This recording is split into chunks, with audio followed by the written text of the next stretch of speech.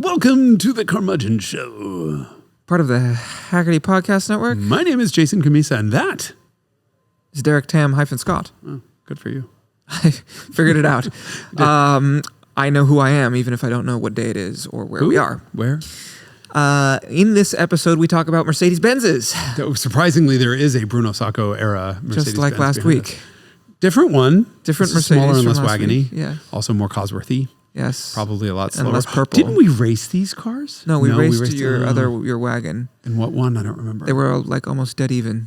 Okay, so and this should be dead even with my E30 wagon. So last week's Derek's 3.6 liter 124 wagon, we should race against my 2.3 liter. I need to put the new valve cover on my car. No, because then you'll be faster. Accommodate the large intake that goes with the 3.6. I'll pull one of your plugs. Did you know that the Carmudgeon Show is sponsored by Vredestein tires? I did. Did you? I did. I'm delighted by this because I'm a proponent of their products. I'm a supporter of their products. It's much easier to discuss products when you have firsthand experience, and it's good experience with them. So it is amazing. We talked about last week. I was not really aware of the Vredestein brand until a couple of years ago, 5 years ago, something like that. But they've been around for they have a 100 years. Century of European innovation. Oh, now you're making fun of that marketing document they gave us back. So, of course, by the way, we make fun of the marketing document by just reading it. Like, all we had to do was read it, and we're just giving each other dirty looks and whatever. This was all kind of a misunderstanding, and we weren't actually supposed to read it.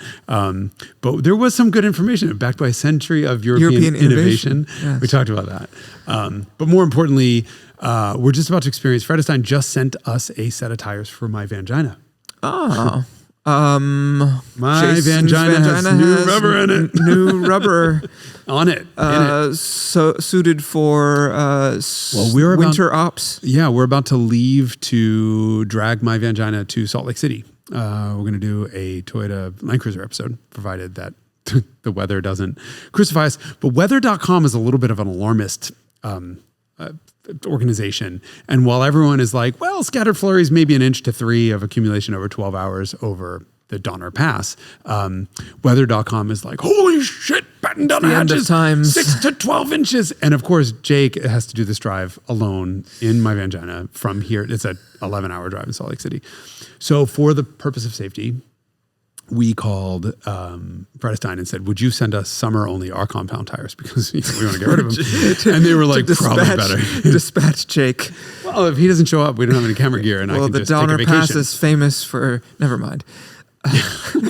I'm just thinking like the Airbnb that we're all going to stay in probably has a hot tub. So yeah, I'm fine if we don't have any camera gear.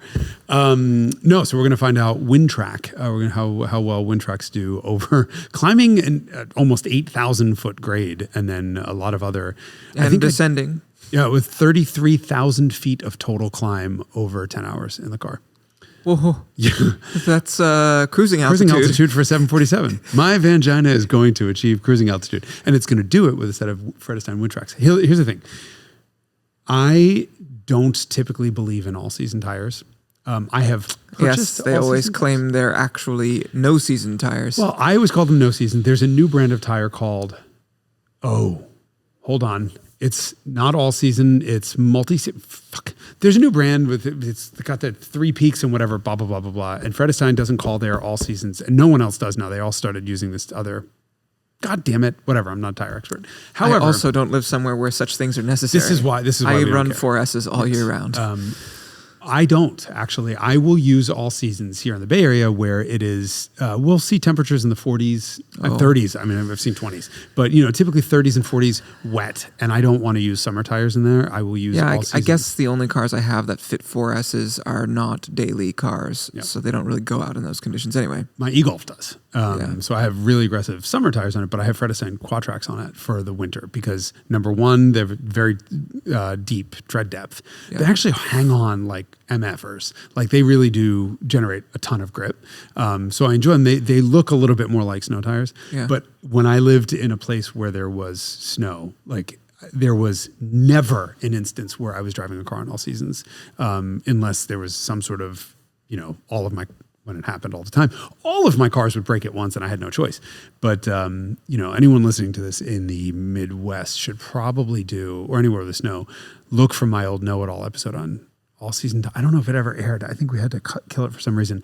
But I went through. Well, then don't look too hard. Well, I had to figure out where this wound up. If it wound up on YouTube, it might be on my channel. But I did the math using TireX testing data and saw what the impact speed would be. So if you had a car that was on all seasons, a car that was on summers, and a car that was on winter dedicated tires. Did Jason Fenske do something on this subject? Fenske probably did also. Sounds like something he would do too. But I've been trying to do this video, like an actual video of this for years. But the problem is by the time I think about winter tires, it's usually too late to put it together. And then the video would come out in the spring and it doesn't make any sense. But on this video, I did calculate out the impact speed. So if you took the car that had winter tires on it, like something like a Wintrack, and do 60 miles an hour, 70 miles an hour, I don't remember what it was. And you put a cone, i.e. a oak tree, right where that front bumper would stop. And then you did the same exact test in a car with all season tires on it and a car with summers on it. What would the impact speed be into that tree? It would have, without question, been a fatal impact in any car in the summer tires, because I think the speed was like 64 coming down from 70. I mean, you barely shave off any speed. It's that significant. And then a typical high performance all season would have still been a 28 mile an hour crash or something like that, which is potentially fatal. And either way, car's into a tree. Car is totaled and you're in big hurt. So I cannot emphasize enough. We joke a lot around about stuff, but I take tires so seriously. It's the only thing touching the ground. Yep. So winter tires for winter conditions. Yeah. And, and also tread depth in water and snow is a really good thing. But you guys decide for yourself. Go to Tire Rack or wherever you want to do your research and go look and see what's out there. But I think you'll find that Vredestein stuff is shockingly good in every one of every time I pull up a Tire Rack test. It's like they're sitting over there going, "Where the fuck have these guys been? Yeah, what do they do?" And and the pricing is also surprisingly sensible too. I don't care about that. Yeah, I mean, I pay up for Michelin's I pay up for Michelin's when that's the mission for sure. Also, so independent of any price, I will buy the tire that's the correct tire. That's right. Yeah, you spoke over my ridiculous joke where I'm like, I drive a Mercedes-Benz. I'm wealthy. I can afford tires. No, I can't. But it's still. Here's my thing. I used to say to people all the time who didn't want to buy dedicated winter tires, for example. I say every mile you don't put on your summer tires is I'm going to undo that and say every mile that you put on your winter tires is a mile you don't put on your summer tires. So it effectively costs you nothing. And if you want to talk about if you want to use the cost of mounting and balancing or buying a set of spare wheels, which is an asset that you can resell, as a reason why you shouldn't have dedicated winter tires, just remember that your insurance deductible is $500 for when you crash, and the amount of money that your insurance company is going to charge you in a surcharge for having that accident will be far greater than whatever it costs to mount and balance. So stop being an idiot and go get real winter dedicated tires. I'm surprised that's an ongoing conversation. I guess it's not among car people. It just to me seems like it's complete nonsense. I mean, I still hear from people all the time. I want a set of dedicated all seasons. There are some all seasons that do well in snow, but typically the compromises that are baked into wet weather traction, for example, on all seasons, will kill it. Snow tires in wet when it's not cold are really sketchy. I had a rental car like that. Snow tires in the wet, yes, and vice versa. All seasons in the snow, or if they're great in the wet, they're not particularly good in the snow. Yeah, I was surprised by how poor they were in the rain, because it was like September and I was driving a car on winter tires and it was raining in Switzerland, and I was just like, this is pretty sketchy. But you were on an Audi all-road. Right, but you're required by law in most of Europe. Yeah, but after like a certain date. After October or below 10°C. Yeah. So I think they'll make an exception if it's a particularly warm day. It's over 50 degrees Fahrenheit. But yeah, either way, tires are important, and we suggest you go and buy good stuff. Hold on. Demand better tires. Demand Vredestein. And I demand... clap. I got rid of that last week. It was a shot and a... Good on you. Is that a shot and a pill? Is that how that works? You wouldn't know. I am a saint.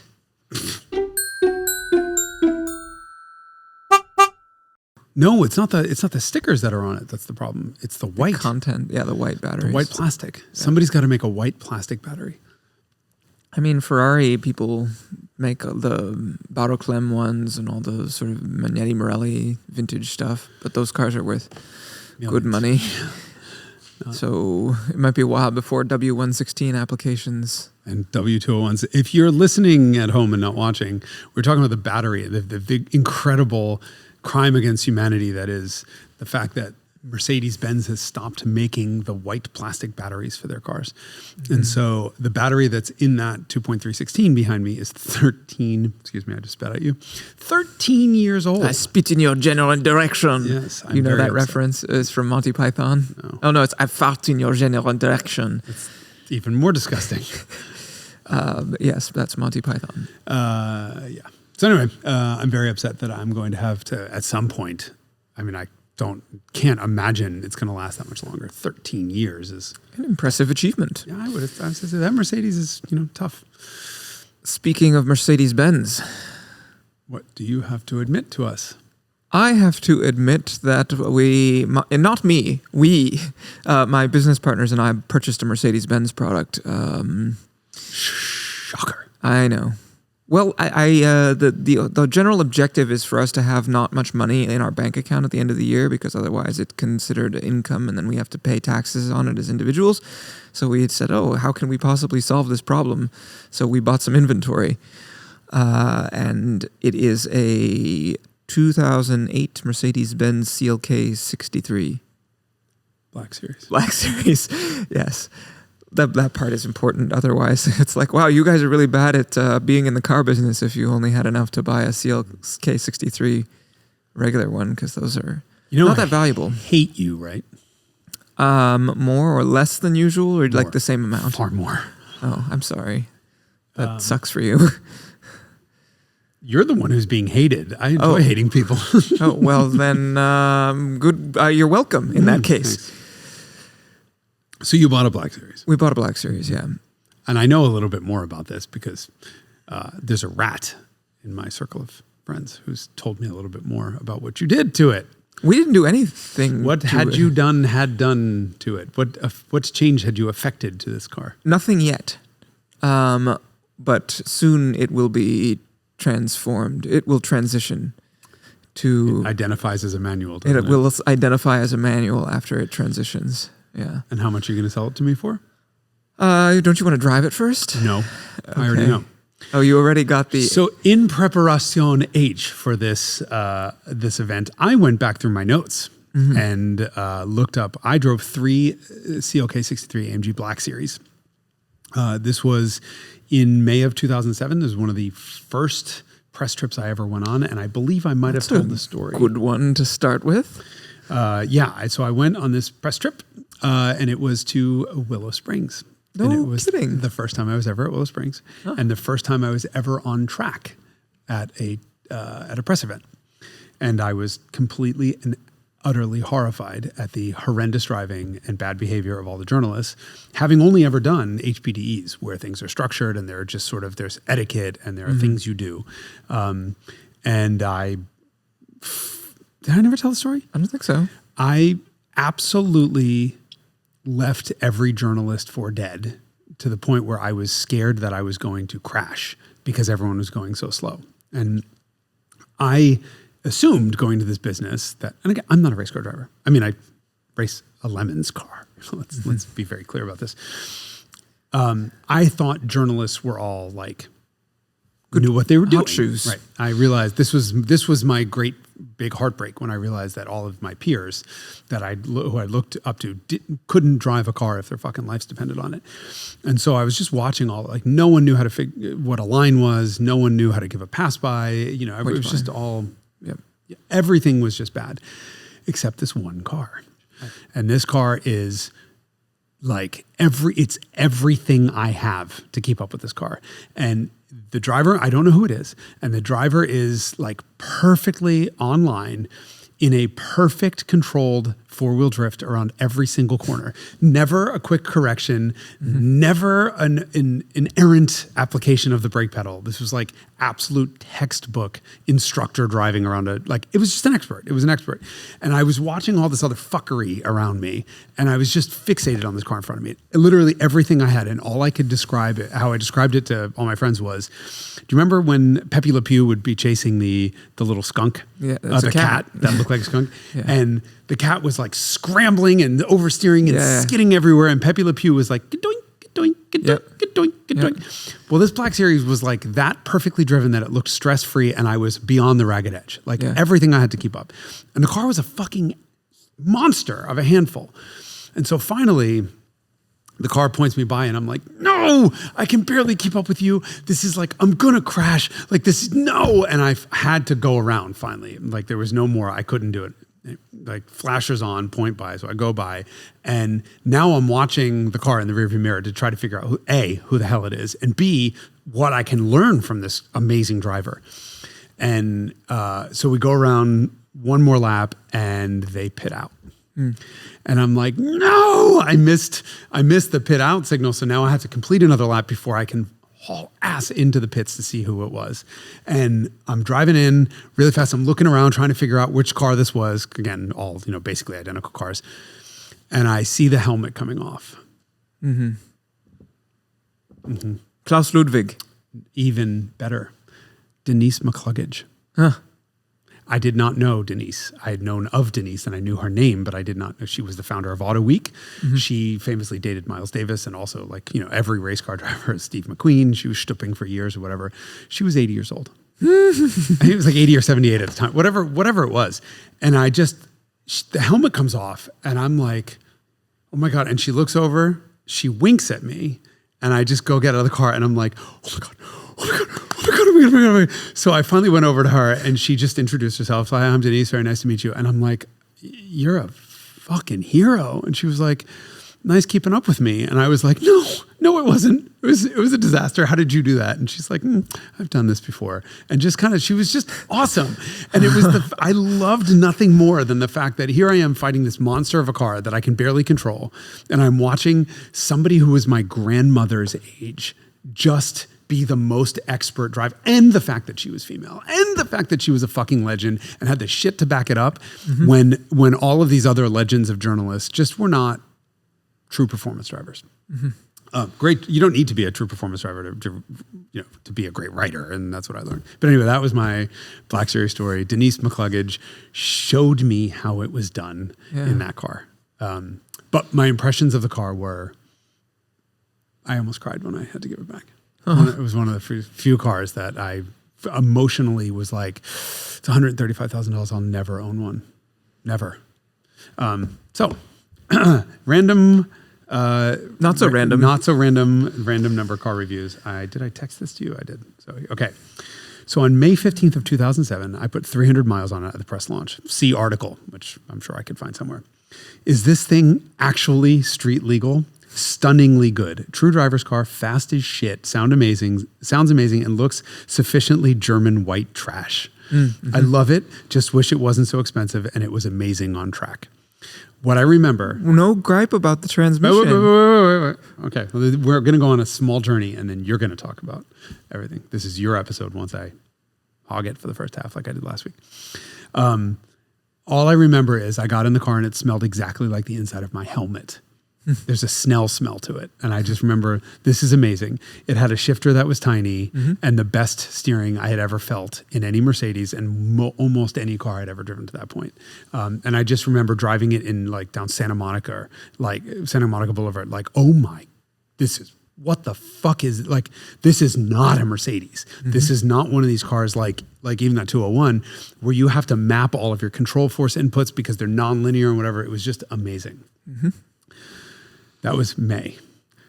August 10th, so 3 months later, I put 475 miles on another press car. We don't ever get to put that many miles on cars. Press launch is 40 or 80 miles or whatever. But this one, I remember flying to SoCal. We did a huge photo shoot in it because I told the guys at Mercedes, I'm like, we have to do a blowout on this thing. It's just absolutely spectacular. 475 miles. I think I took it to Palm Springs. Still my favorite car on sale. Okay, so the price is outrageous. Sue me. I don't love the automatic. It's the biggest flaw. I love the exhaust and every other bespoke part of the car. Don't love the fact that you're paying $135,000 for essentially a $45,000 car, but who cares when you're having this much fun? Oh, and 20 miles per gallon on the highway, that's as good as the RS4, whose engine is only 2/3 the size. Okay.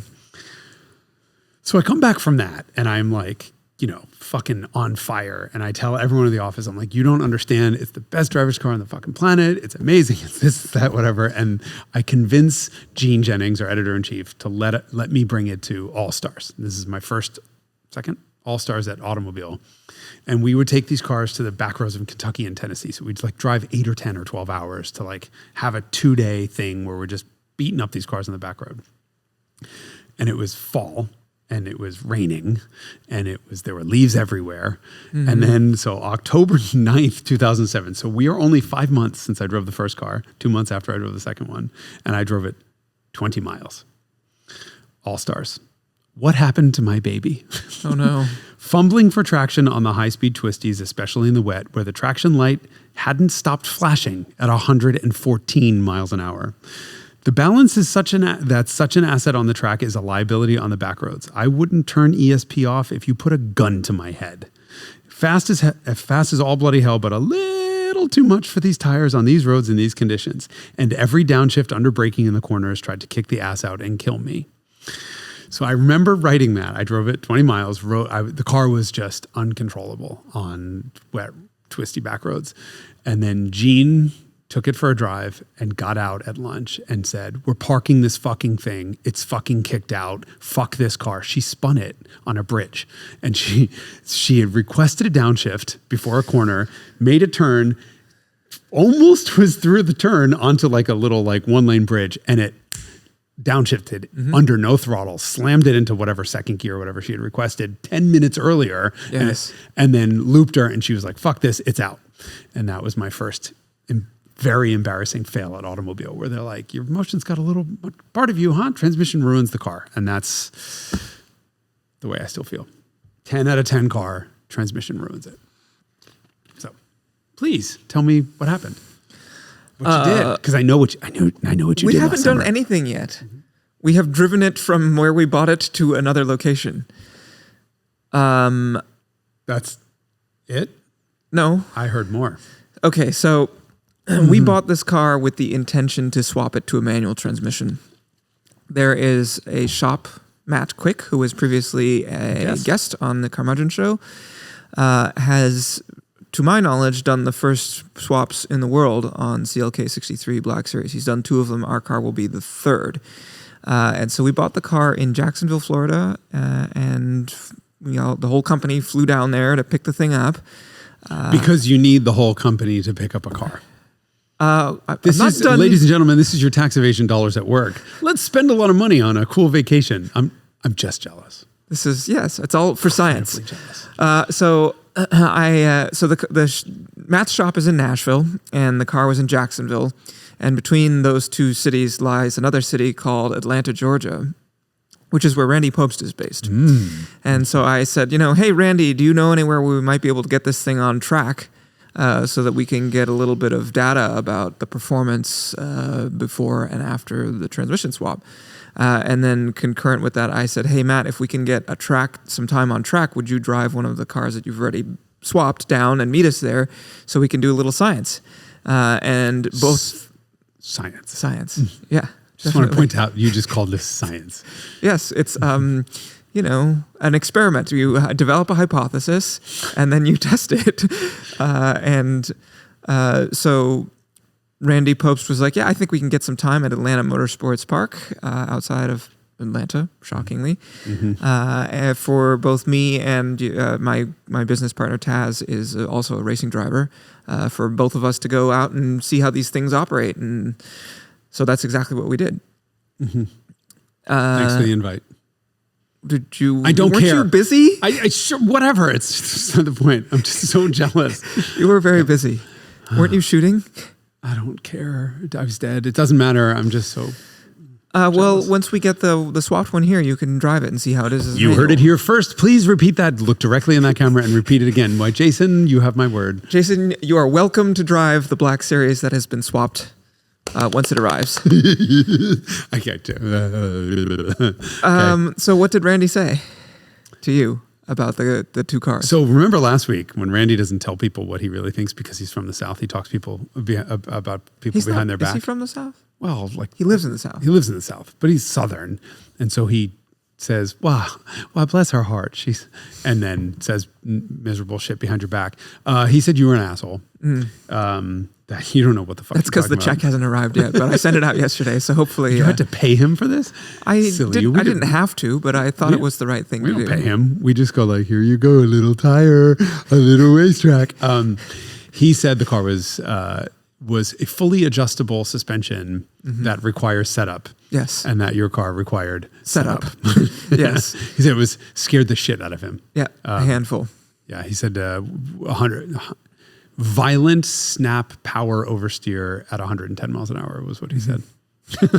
Which, remember, I said, that's why I loved going back to my notes and seeing the line that if you put a gun to my head, I wouldn't have turned off ESP on that car. Mm-hmm. Well, yeah. So the cars come. The whole car has got sort of weapons grade components: brakes, suspension, those wheels.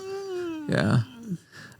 And so yes, they're three-way adjustable. And once we figured out how to, set the car up or adjust it, then there was definitely adjustment to be made. I think the car might have also needed alignment. Randy hypothesized that it needed an alignment because it wasn't it wasn't exactly on the straight and narrow under power. But yeah, he came in and said, "I need more rebound on the rear. If you give me more rebound, I think I can get another 10th out of this car," which is exactly what he did because he's Randy Pobst. 10th.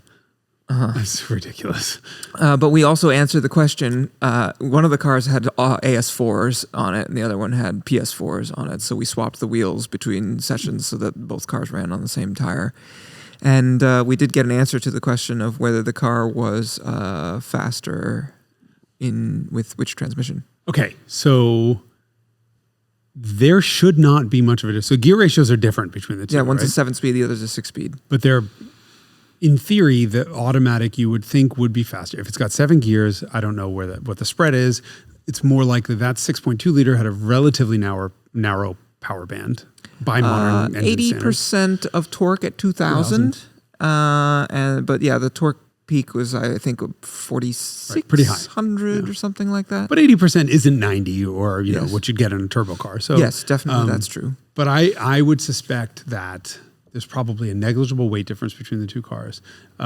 They shouldn't be, if the automatic was any good and did what Randy said, or Randy requested it do. Which we already have heard from Ms. Jennings that it doesn't. It's the biggest issue with it was that it would ignore your request, give you no indication that it would file it. It would file right. it, and then it would execute it when it was able, because there's apparently a torque sensor somewhere in there that once it reaches the desired parameters, it will execute the request that you made. Yep, and that was the fatal flaw on a back road, is that it would store the request, and Yes. you had no way of knowing that it was coming. Apparently, there's an indicator. I didn't see it. I didn't play with it too much. I drove primarily the manual one. Bastard. Okay, so it often would deny downshifts. Yes. I remember that. Yes, okay. it would deny it and store it, and then execute it at some later time when you were sort of turning in. Yeah. Okay, so did Randy get out of it and punch something, or he was disappointed by the behavior of the transmission for sure. was the there automatic. a lot of F-bombs? No, he was very diplomatic. Maybe because we're the owner of the car and he's used to not shitting on cars that are owned by people. I mean, obviously, I don't have I do have a horse in this race, which is that it ends up as a stick shift. Yeah. So, he was very diplomatic and polite about it. But yes, they both of Randy and Taz observed that the transmission would execute requests when it decided. Would try to execute you is the problem. Yes, correct. Okay. And it is a slush box, it's not like the modern automatic transmissions, and it's not a dual clutch either. So it would, it's not the swiftest shifting device. It also doesn't have the pro. So I was told after the car was launched, you could go back to the dealer and have them reflash it to the later software version, which would blip. So the other thing was that they both observed that it did not, but our car I think might have, the automatic had a engine management to chip on it already to supposedly improve its behavior from Weistech. Yeah, because it would just literally drag the clutch, and just lock up the rears. Anyway, okay. So you want the verdict about the performance? Of course. Randy was 1.5 seconds faster per lap in the stick. No. Was there? I mean... And Taz was 2.2 seconds faster. Taz was not as fast as Randy. I should hope not. I mean, nothing against Taz. Taz's first time at this track also, and it's a track that Randy knows well. Randy's got the track record at there and everywhere else. Yeah. Wow. A second, that is a 1.5 seconds is the difference between like a 911 and a 911 turbo at a track like that. Holy shit. Mm-hmm. And so what was was there a chassis like setup difference between the two cars, or that was just down to? No, I mean, we were fiddling with the suspension on both of them per Randy's request, and Matt did a great job of basically being the development engineer. So, but Randy didn't get out and say this car turns better than that one. No, there were some like sort of differences observed between them, I guess. Yeah, there were some differences between them. He said this car feels, handles better. This one, whatever. But that 1.5 seconds is sort of clearly down to majority of it is. Yeah, I think so. Holy shit. Yeah. So wow.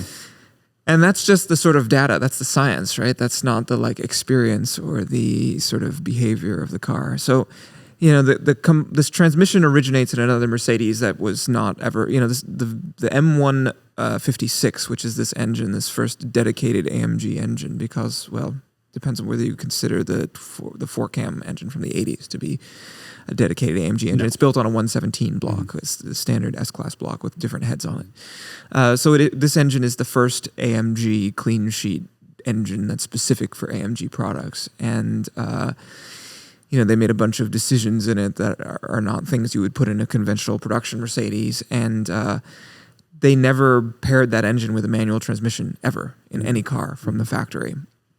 So Matt did the sort of engineering to figure out that there is, in fact, a factory Mercedes transmission that not only has the bolt pattern, but also can survive the torque, which is, delivered prodigious, but certainly more prodigious than what the transmission was originally designed for. But overall, I mean, the thing just works really beautifully. It feels natural. It feels instinctive. There is one component in the whole swap that is not an OEM Mercedes component, and that's the clutch, because there is no OEM Mercedes clutch that will survive that. But the clutch is light and linear and natural and comfortable. It's not like a racy clutch or anything like that. The shift quality is good enough. It's not certainly not a Miata or a Porsche GT. It's a Mercedes shifter from a different. Yeah. It's, maybe it's on par with like an Aston V8 Vantage. So it's fine, decent enough. It's really just feels natural. So my question is when you drive a modern car, you don't have a gas pedal, you have a torque request pedal. Mm-hmm. And this is the automatic specifically. You're asking for a certain amount of torque at the back end, at the back of the transmission, basically. And you don't have direct control over throttle opening. Mm-hmm. When you go to a manual car, in most cases, you now do have direct control.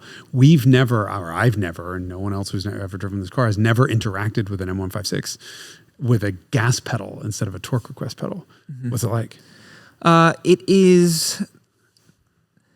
It's really, it's quite good, but there's some elements of what you're talking about, which is that sometimes it's not that responsive, or sometimes it will sort of, there's this Mercedes non-linearity to some things, and I think it could be better in that respect. I found it perfectly usable and workable. The car certainly, to me, felt I spent the first day trying to figure out the car that it reminded me of. It reminded me of a car, and I couldn't figure out what it was. The powertrain especially. I'm trying to guess what the hell it could have been. Better not have been that Zonda. No. God, no. Good. Far better control harmony than the Zonda.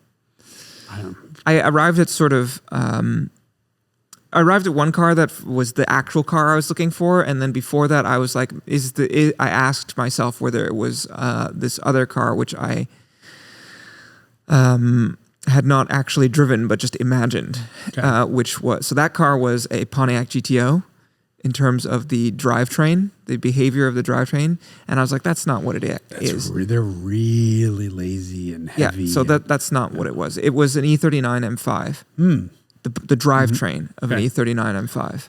Okay. So that was ultimately where I arrived. Specifically, the Dynon S2 one that I spent a lot of time in because my dad used to own it. That had 470 horsepower. But the noise and sort of a lot of the feel reminded me a lot of that. But it transforms the car into something that it is everything you hoped it would be, in my opinion. But you'll have to drive it and see whether you agree. You might find it just miserable, but I quite liked it. I sincerely doubt it. I mean, they were 70 grand for a while there, the Black Series is, and if it had 3 pedals, or if I would have known that a 3-pedal version of it. Well, yeah, I mean, I think Matt invented this earlier this year. I would have bought one. I would have had one. I love the way it looks. I mean, on my list of the hottest Mercedes of all time, you have that thing, which of course is I don't want it to hear me say this, but really the hottest 190 is a 2.516 Evo 2, big wing. This is the version of it that I can afford, and this is the second quickest version. So in that lineage, the quickest was the Evo 2. The second quickest was actually the early car, which is mine. I just drove a 2.516 for the first time ever. That was interesting, but not as fast as that. So the Evo 2 is probably my top bid for the coolest Mercedes of all time, followed very closely by that Black Series. And then a 300 SL Gull Wing is right there. Those are my top 3. Yeah. And so had I known you could get that car with a manual, or that was possible, make it, yeah, and I could afford one, I'd have it.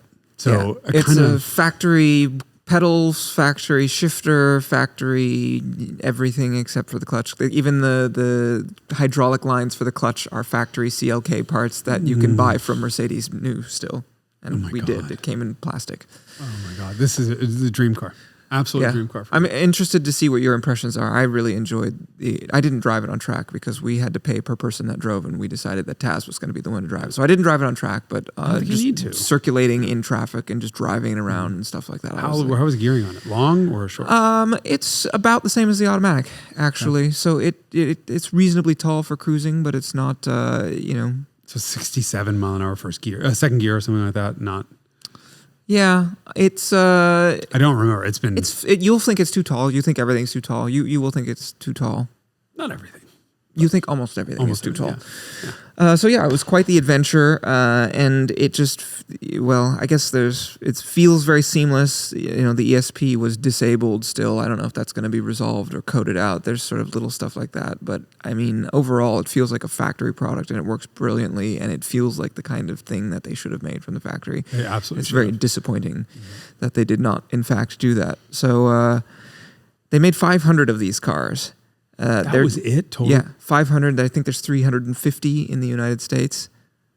Yeah. These cars have no business. I mean, the fact of the matter is if they'd made this car as a manual, I have no idea what it would be worth, but it would be worth just massive, I think, amounts of money, given what it is, given this engine and the powertrain or the chassis setup. I mean, it's like these triple adjustable from the factory, and all both of these cars actually had floating hat brake rotors, which I'm not sure is stock. Massive AMG calipers.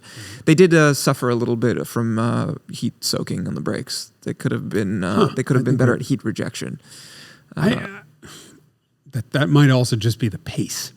That's possible too. Yeah. I mean, when Randy was setting his fast laps, he would do one on, one off, one on, one off to give the brakes a chance to cool so that he could go work on another one. But I think he only did 2 or 3 laps in each car.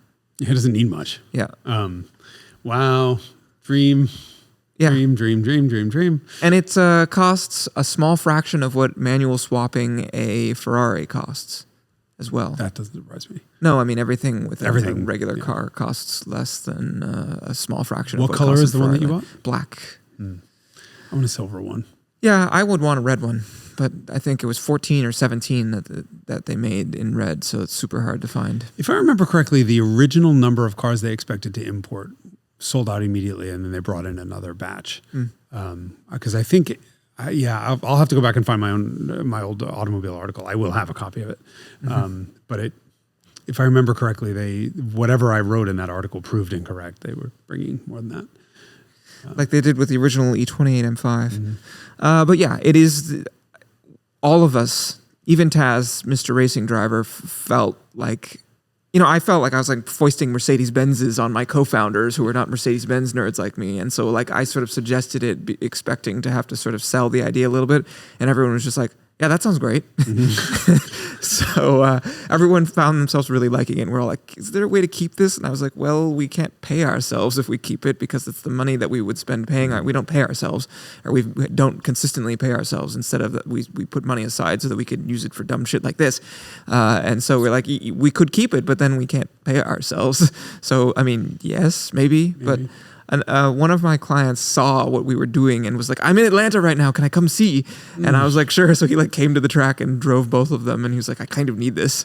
Damn it. You're going to run up the prices of these. I'll never have one. Yeah, I know. Another of our clients was like, can we get one too? And can we do it before their video comes out? Cause I don't want the prices to go up. So damn it. All right. I think Jake, hit stop. We're going to stop recording this episode. We'll put this one in a can for a month. It's going to take me a longer time than that to sell a kidney. And they are, I think, for what they are, incredibly inexpensive cars. And again, I think it's because of the transmission. The transmission really holds the car back. And Absolutely. This is the same conversation we have around Lexus LFAs, which is that, if this car were manual, it would be worth X times as much. I mean, the car was sort of intended to be a GT3 competitor to some extent, or sort of equivalent. It has a very different character from a GT3. And they were very heavy, weren't they? Yes, 4,000 pounds. Yeah. It's a 4,000, it's 39 something, it's like 3940 or 3960 or something like that. Heavy car. So it's never going to do what a GT3 does. And so it's not exactly a substitute for that. And, Randy and Taz confirmed that with the way that the brakes eventually gave up in their lapping sessions. That's not exactly what the car is for.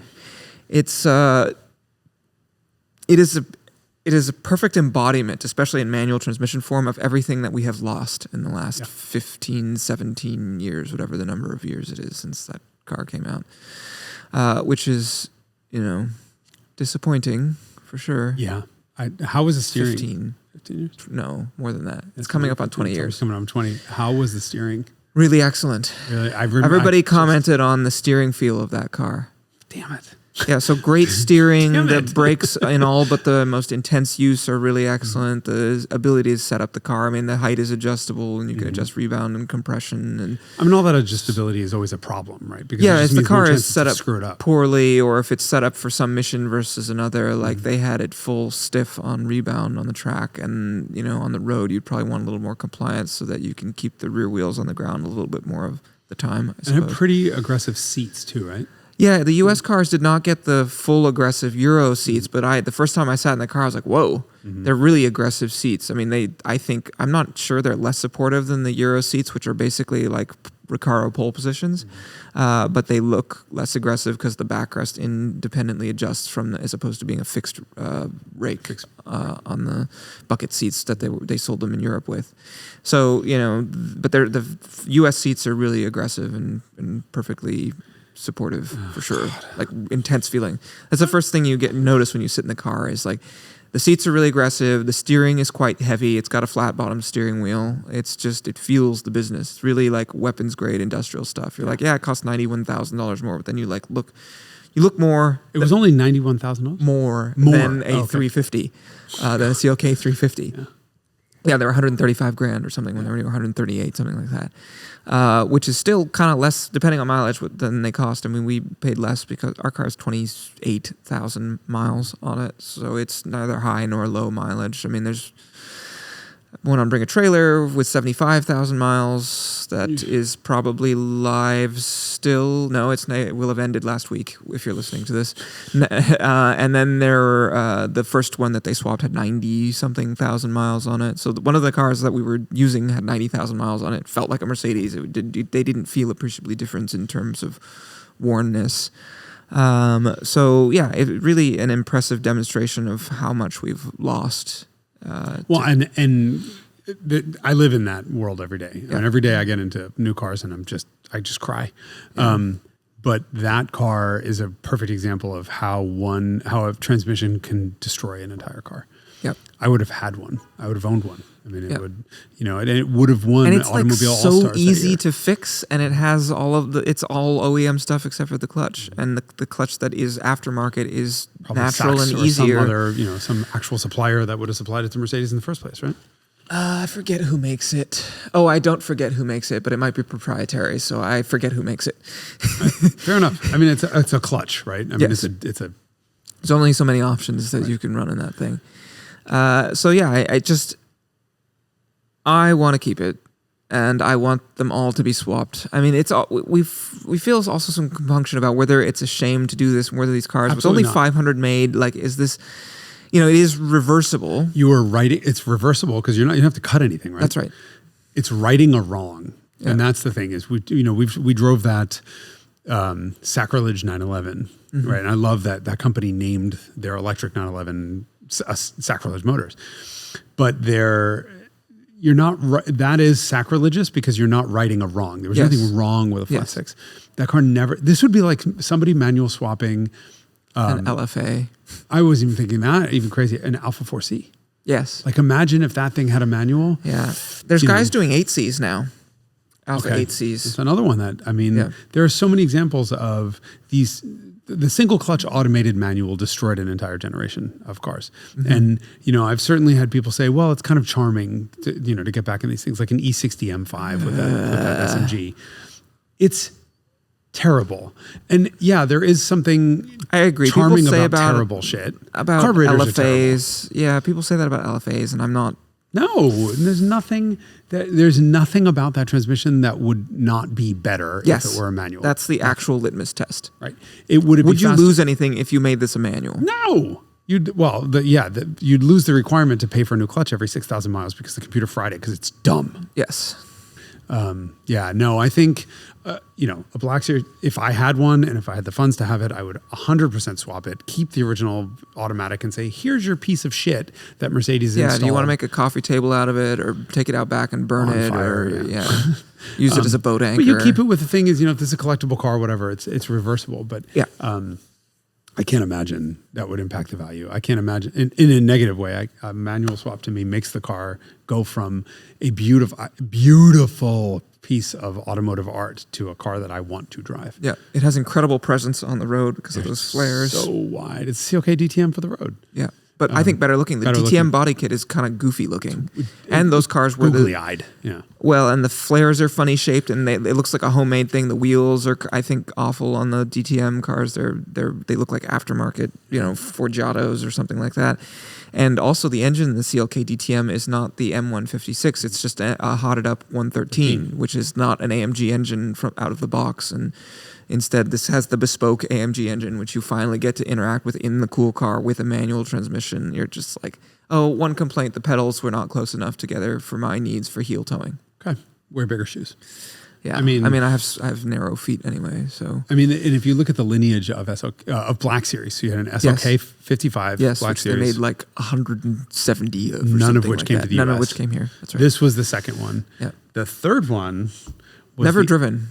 The third one, the SL. SL60. I was in the launch of that car. In fact, I took one to a dyno shop. Launch was at Laguna Seca for that car. Took it to a dyno because this was not what they said it was. First of all, they changed.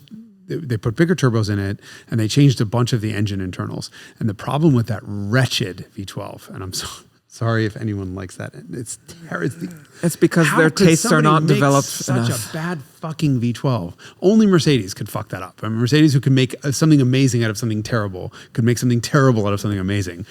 That 3-valve V12 with the turbos on it, revved to 40, horsepower peak was at 4,800 RPM. And when I looked at the specs, and I think it went from 4,800 to 6,000 or some outrageous increase. So that's when wait a second, this isn't just turning up the boost levels.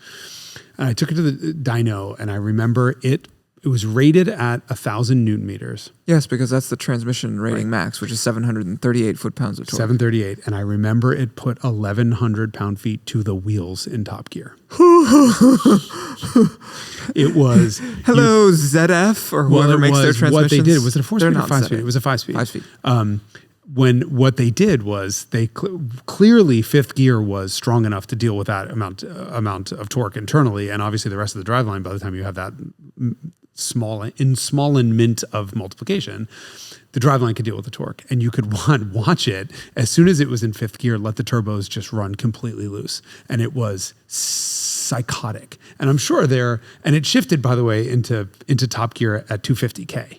If this is all from memory, 15 years ago. 250K. 250K, so 155 miles an hour.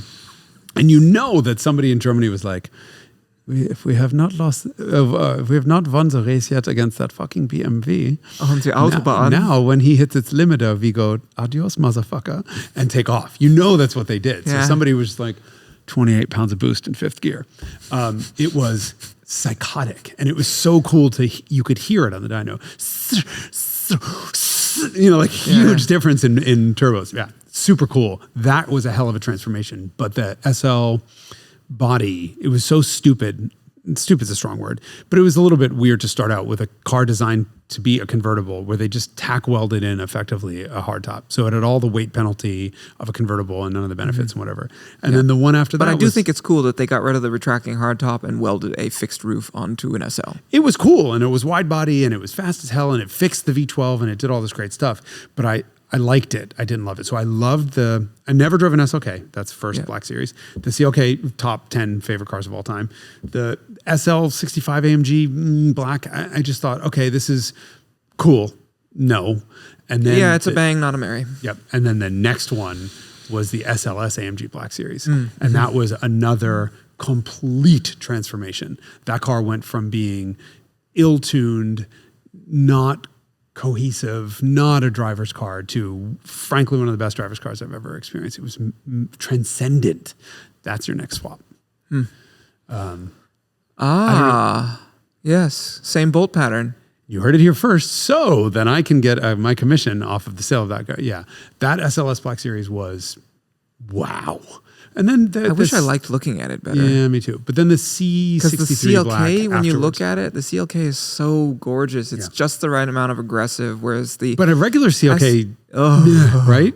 Yes. So weird. Whereas the standard SLS is like meow, and then you see the Black Series, and it's a little bit overwrought. It's meow with its finger on the socket. Right? Exactly. And then C6, the next Black Series after that was the C63 Coupe, and it was the same recipe. It was E-Class suspension in the back and a C-Class body, so it was all wider, and I just didn't love it. What was it like to use? Because I feel the same way about that car, but it's based on literally nothing other than just like my first impression walking by one or looking at a picture of one. I would have to look in the random number generator spreadsheet, but I remember thinking it had all of the chops of the CLK Black, which was a track monster and genuinely not any of the sort of things you expect from a Mercedes in terms of stability, whatever. It bit your ass. It was a handful. It was a lot of fun. But I just never got, probably because of the way it looked. It wasn't bad. It was a good looking car, but it just wasn't a CLK Black. Yeah. To me, that was just high watermark of the Black Series sub-brand. And I agree with that. I'm biased, but I agree. Not too many cars that I get verklempt because I lust after so much. Yeah. So I can't wait until that For Black me beauty also, sits right there in the background. Yeah. For me also, to have that experience with a car that new. There's not a lot of cars after 2000 that really get me going in that way, and that is one of the relatively small number of cars. Well, it was the full that does that. Naturally aspirated, 7,200 RPM, quad cam V8 with all the noise, none of the structural. I mean, that the CLK wasn't exactly. It was like fucking Dodge Neon. Yeah. It was in Mercedes kind of low era of stuff. Yeah. It wasn't a bank vault, so it wasn't like you're driving a bank vault with a rocket ship on it, right? Yeah. You felt things, you hear things, but great steering, batshit engine, just all the looks and all the feels and vibration and the smell of that interior and the flat bottom. I did notice the smell. Did you? Yeah, I did notice the smell. Yeah, as soon as I got into it, really, I could never place it, but I got in and I was like, "This is great. It smells so amazing." Cool. Helmet. It was my Bell. Ours had that. The 94,000-mile car, less so. It smelled like dog shit. No, it was just, more time I can't wait to spent smell it again. off gassing. Yeah. I can't wait to smell it because I just got in. I'm like, nice touch. And I asked the Mercedes guys, I'm like, was this on purpose? And they're like, we don't know what you're talking about. It's like, it smells exactly like the inside of a Bell helmet. And they're like, oh, yeah, okay, whatever. Like, all right, I'll take one. Like, $135,000. No way. But yeah. Cool. Derek wins again. Yeah, we were like, it's not, compared to some of the stuff we handle, it's not that expensive, but it's, I think, maximum interesting. And that is generally our goal. Whatever price point we're at, we try to do maximum interesting for the number of dollars. If it's like, what is the most interesting thing you could do with, because we could also do a used turbo cabriolet for that kind of money instead. Yeah, which is just boring. Absolutely dull. Mm-hmm. So that was the goal here. And I just see, if you know that this car exists and that there's a way to make it like rational to, or even possible to do it, then we're absolutely going to do that. When is it coming here? Should be here in January, I think. That's the goal. Clearing my schedule right now. We've thought about doing a Black Series Icons. We've thought about doing a Black Series Cooter. Ultimate Drag Race, just drag race them all. I've thought about doing Black Series, CLK Black, specifically Revelations. Revelations. But I don't know. I kind of think Icons is like, you compare That's a Revelations, it would work. Is there really enough to say about it? Yeah, I don't know. I don't know either, other than it was on break. I don't know if you know the story. Mm-mm. Was it that, or was it... Now I'm going to have to go back through my notes because I will have my notes from that press launch. But I'm pretty sure the CLK Black was something they did on summer break when all the adults were on vacation in Germany, because it's E-Class rear suspension in a CLK. So the CLK was basically a C-Class. Right. So the reason for the flares is everything was E-Class, and then they just put... Yeah, the track is 2.6 inches wider at the back and 3 at the front, I think.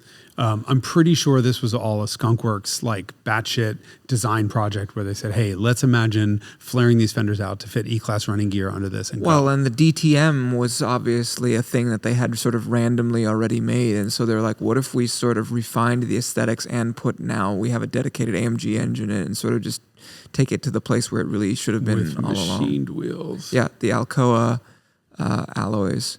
I'm not a wheel, I don't fixate on wheels. Yeah. I licked those when I just... Yeah, I know. And this car, the one we bought, was previously on some aftermarket nonsense or something like that. Oh. And fortunately, the guy we bought it from works for Cars and Bids, and he the car was a little bit sort of jabronied when he bought it, and so he got a pretty good deal on it when he bought it because it had been modified, and he sort of undid he undid all the stuff that was bad and kept a few modifications that had been done that were good.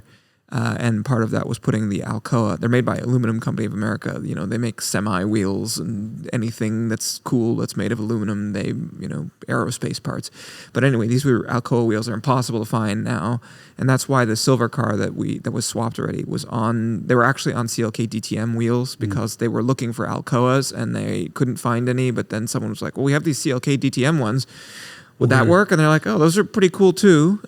So that's where those came from. But yeah, I think that the polished Alcoa wheels that those cars came on is just like, Car's a 10. So perfect. Car's an absolute 10.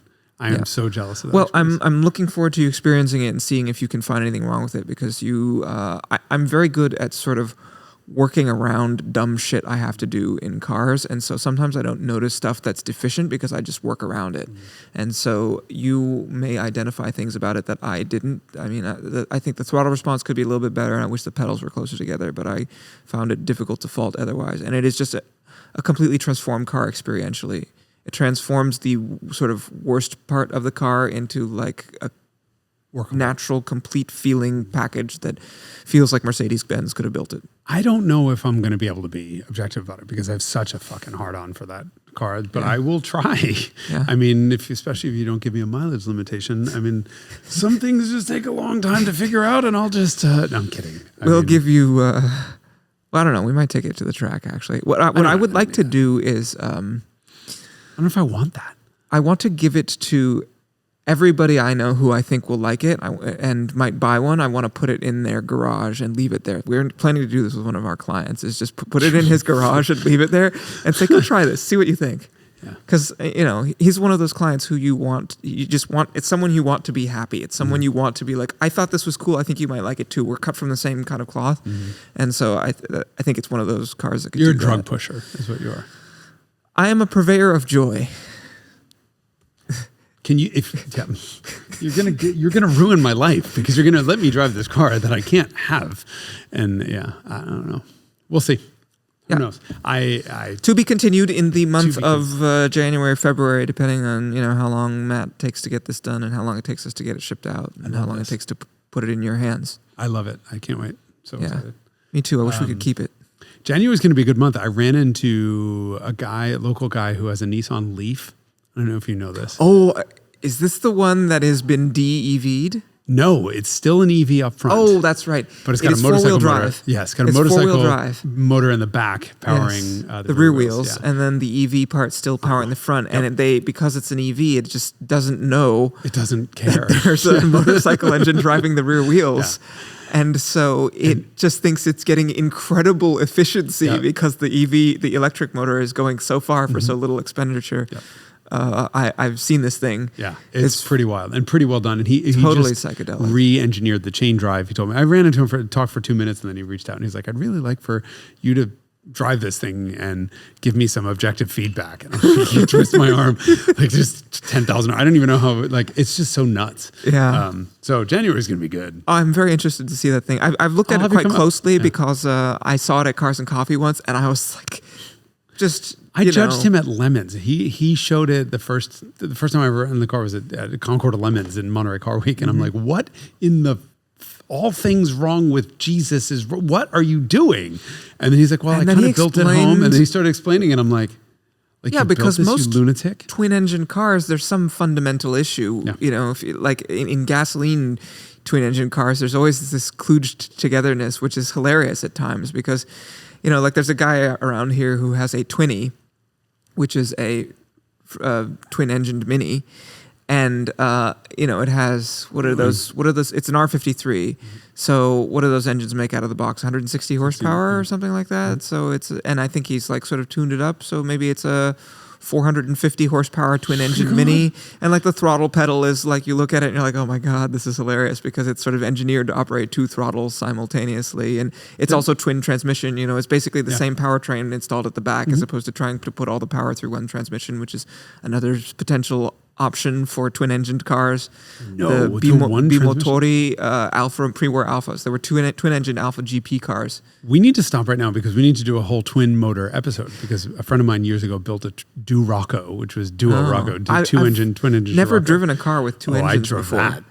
Yeah, I have video of that. The Twinnie could be, I think, made to resurface. I think if we offered him free track time, he'd probably come out with that. And there was a twin-engine Citroën 2 Chevaux also, the Safari. Really? And they recommend against driving with only one engine, but apparently you can do it. You can do it, yeah. In fact, we have a mutual acquaintance who owns one, I think.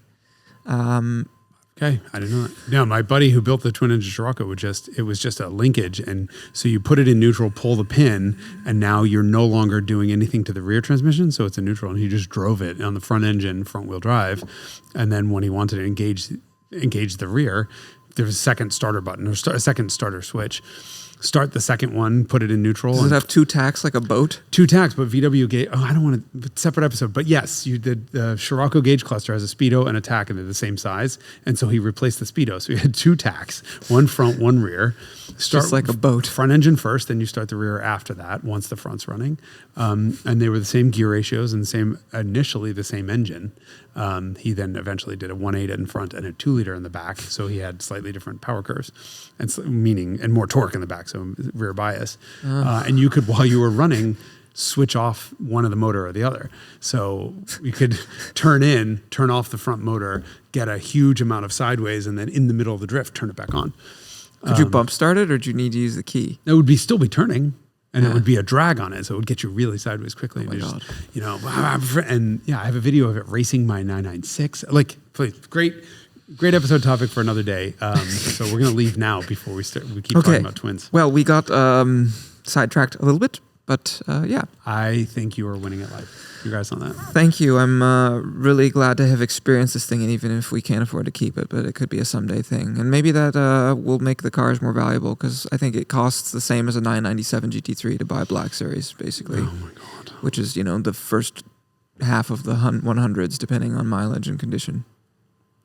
Okay, can't wait. All right, join us next week. We'll be back with more Carmudgeoning and probably Mercedes talk. That's pretty much guaranteed. Yeah. Project for those at home to go back and listen to every single episode of the Carmudgeon Show and count the number that we don't discuss Mercedes at least once. Should be a very short list. Yeah, that's not. Don't even bother. Just write in the comments it's 0. All right. Bye. Thank you.